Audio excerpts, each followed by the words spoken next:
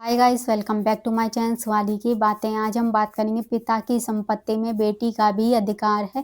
चलिए शुरू करते हैं। सबसे पहले हम बात करेंगे समानता की। हमारे देश में समानता तभी आएगी जब माता पिता की संपत्ति में बेटा और बेटी दोनों उत्तराधिकारी हो और दोनों को एक समान आज़ादी मिले।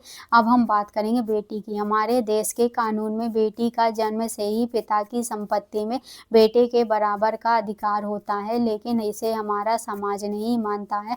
हमारे देश में ऐसे बहुत कम माता पिता हैं जो अपनी संपत्ति बेटा और बेटी दोनों को देते हैं। अब हम बात करेंगे वसीयत की। पिता अपनी खुद की कमाई हुई संपत्ति की वसीयत बनाकर बेटा और बेटी दोनों को बांट सकते हैं, लेकिन पैतृक संपत्ति जो दादा और परदादा की होती है उसमें वसीयत नहीं चलती है। उसमें सभी बच्चों का बराबरी का अधिकार होता है। अब हम बात करेंगे मौखिक सहमति। मौखिक सहमति ही पर्याप्त नहीं है, इसके लिए कानूनी रूप से संपत्ति देने के लिए लिखित दस्तावेज जरूरी हैं। अब हम बात करेंगे शादी की।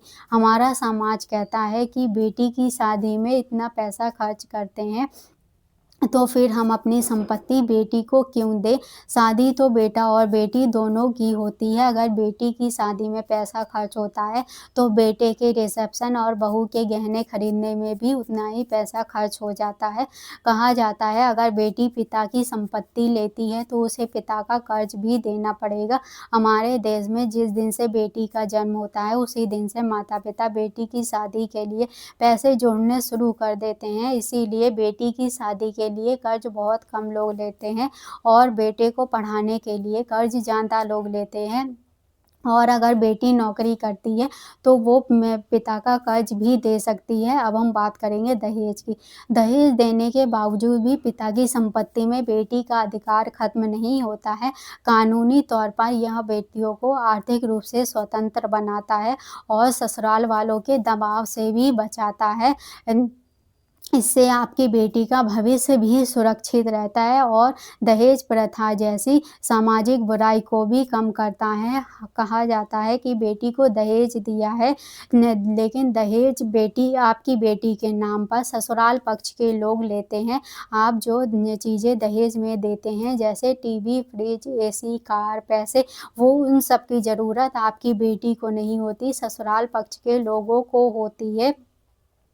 और आप अपनी संपत्ति जो देंगे उसकी ज़रूरत आपकी बेटी को होगी, उससे आपकी बेटी का पूरा भविष्य सुरक्षित हो जाएगा। इसीलिए बेटी को दहेज की जगह संपत्ति दें। बेटियों को संपत्ति देना एक अच्छी सोच तो है ही और उनका कानूनी अधिकार भी है, जो बेटियों को मजबूत तो बनाता है ही और समाज को नई दिशा भी देता है। आज का वीडियो यहीं पर समाप्त करते हैं, मिलते हैं अगले वीडियो में। इस वीडियो को पूरा देखने के लिए धन्यवाद।